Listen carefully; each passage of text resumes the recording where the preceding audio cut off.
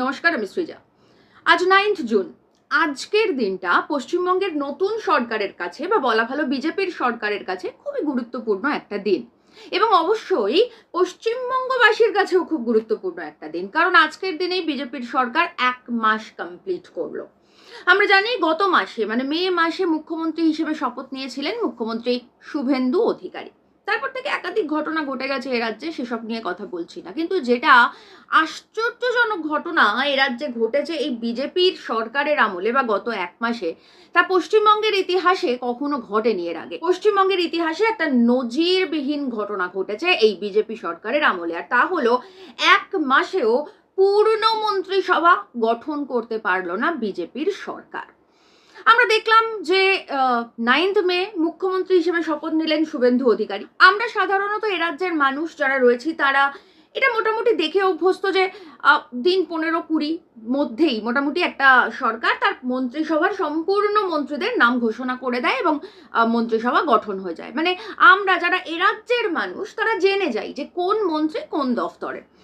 তো আমরা 9th মে থেকে অপেক্ষা করছিলাম, করতে করতে করতে করতে 1st জুন এসে একটা মন্ত্রিসভার শপথ গ্রহণ হলো, এবং সেখানে কয়েকজন হাতে গোনা মন্ত্রীর দফতর আমরা দেখলাম পাওয়া গেল।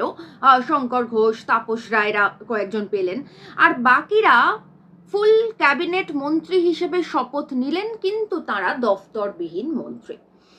এটা পশ্চিমবঙ্গের ইতিহাসে কিন্তু বেশ একটা নজিরবিহীন ঘটনা। ঠিক যেরকম একটা সরকার এসেই গরিব মানুষের পেটে লাথি মারছে, একটা নজিরবিহীন ঘটনা পশ্চিমবঙ্গের ইতিহাসে, একই রকমভাবে একটা সরকার এসে 1 মাস পূর্ণ হয়ে যাওয়ার পরেও একটা মন্ত্রিসভা গঠন করতে পারছেন না, এটাও একটা বেশ পশ্চিমবঙ্গের ইতিহাসে নজিরবিহীন ঘটনা।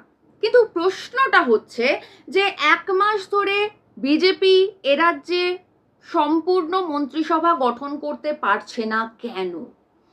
তার কারণ হচ্ছে আসলে আরএসএস বা নাগপুর এই বঙ্গ বিজেপিকে, এই বাংলার বিজেপিকে পাত্তাই দেয় না। আর কেন বলছি আমি এ কথা?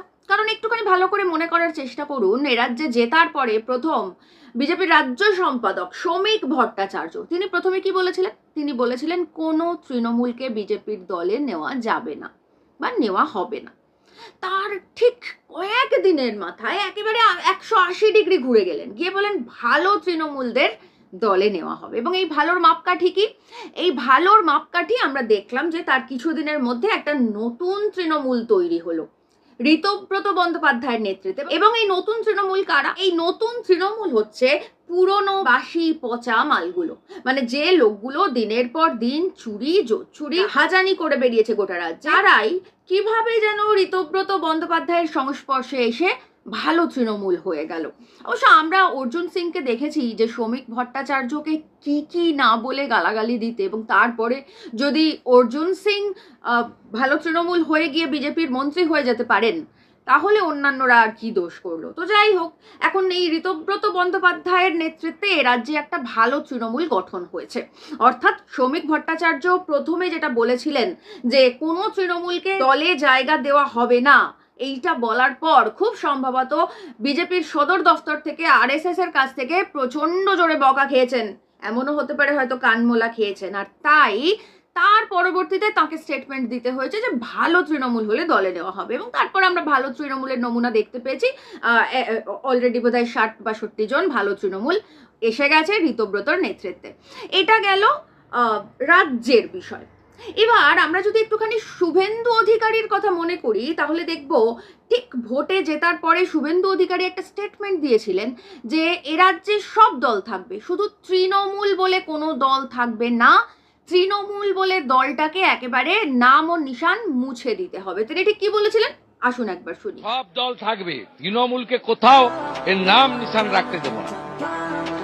2011 থেকে এমএলএ ভেঙেছেন তো, আপনাদের যে কটা জিতে এসছে কটা থাকে আমি দেব। তো যে তৃণমূলের নাম ও নিশান মুছে দিতে চেয়েছিলেন শুভেন্দু অধিকারী, আজকে সেই শুভেন্দু অধিকারী সেই ভালো তৃণমূলী সাংসদদের সঙ্গে মিটিং করে তাদেরকে এনডিএতে ইনক্লুড করে নিলেন, বিজেপিতে নয়, এনডিএতে।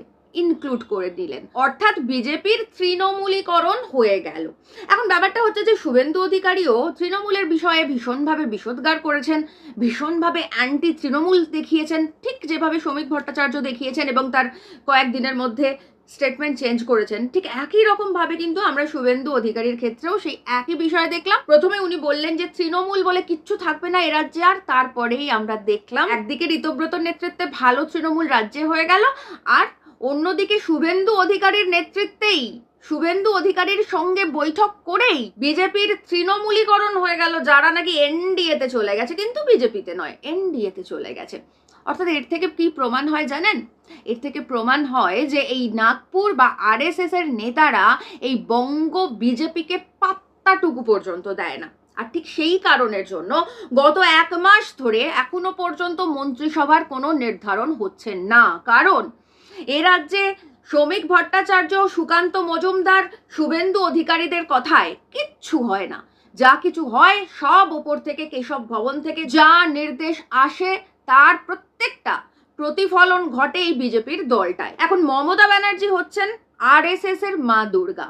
এখন আরএসএস ওনাকে প্রজেক্ট করেছিলেন, ওনার সংসার সাজিয়েছিলেন, এখন আরএসএসই ওনার সংসার ভাঙবেন, ভাঙছেন। এখন যতক্ষণ পর্যন্ত না আরএসএস সম্পূর্ণভাবে মা দুর্গার চালচিত্র, মানে ওপরে যে মাটির প্রলেপ দেওয়া হয়েছিল সেটা ভেঙে খড় বার করতে পারছে, ততক্ষণ পর্যন্ত এ রাজ্যের মানুষ, এ রাজ্যের পশ্চিমবঙ্গবাসী মন্ত্রী পাবেন না। অর্থাৎ সেক্ষেত্রে আপনার যদি কোনো দফতরের জন্য, কোনো কাজের জন্য কোনো মন্ত্রীর সঙ্গে দেখা করার প্রয়োজন হয়, কোনো গুরুত্বপূর্ণ মন্ত্রীর যদি কোনো কাজের জন্য সই দরকার হয়, বা আপনার যদি কোনো দফতরের বিষয়ে কোনো অভিযোগ জানানোর হয়, তাহলে আপনাকে অপেক্ষা করতে হবে। কিসের অপেক্ষা? কবে কেশব ভবন থেকে নির্দেশ আসবে, তবে সেই অনুযায়ী শ্রমিক ভট্টাচার্য, শুভেন্দু অধিকারীরা পদক্ষেপ নেবেন, তবেই বাকি মন্ত্রীরা, মানে এ রাজ্যের যারা দফতরবিহীন মন্ত্রী হিসেবে ইতিমধ্যেই শপথ নিয়েছেন, তারা একটুখানি মন্ত্রিসভায় ঠাঁই পাবেন।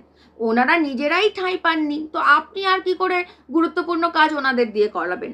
আগে ওনাদের ঠাঁই হোক, আগে এই কেশব ভবনের যে কলের পুতুলরা রয়েছেন এ রাজ্যে, শ্রমিক ভট্টাচার্য, সুকান্ত মজুমদার, শুভেন্দু অধিকারীরা পারমিশন পাক, কাকে মন্ত্রী করা হবে, কাকে মন্ত্রী করা হবে না, কতজনকে মন্ত্রী করা হবে, কোন কোন দফতরের মন্ত্রী করা হবে, তৃণমূল থেকে কজন আসবে, কজন যাবে, কাকে নেওয়া হবে, কাকে নেওয়া হবে না, কাকে ডিম ছোঁড়া হবে আর কাকে গোবর ছোঁড়া হবে, সমস্ত কিছু অপটিক্স, পলিটিক্স এবং নির্দেশনা দুটোই আরএসএস এর কাছ থেকে আগে আসবে।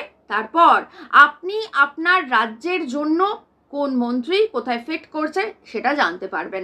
আসলে আপনারা তো অনেকেই তৃণমূলকে আটকাতে বিজেপিকে ভোট দিয়েছিলেন, তো আপনাদের সুবিধার জন্যই বিজেপির এভাবে তৃণমূলীকরণ করে দেওয়া হলো, যাতে আপনাদেরকে আর ওই পুরনো তৃণমূলীদের উপর রাগ দেখাতে না হয়। যেমন আমি খবর পেলাম যে দক্ষিণ দমদমের বিখ্যাত তৃণমূল নেতা রাজু সেন শর্মা, সে নাকি এখন একেবারে শুভেন্দু অধিকারীর ছবি টাঙিয়ে বিখ্যাত বিজেপি হয়ে গেছে। খবর পেলাম নাকি ব্রাত্য বসু যে পার্টি অফিসটা তৈরি করেছিল মমতাবাদী ভবন বলে, তার উপরে নাকি লিখে রেখেছে গৈরিক ভবন।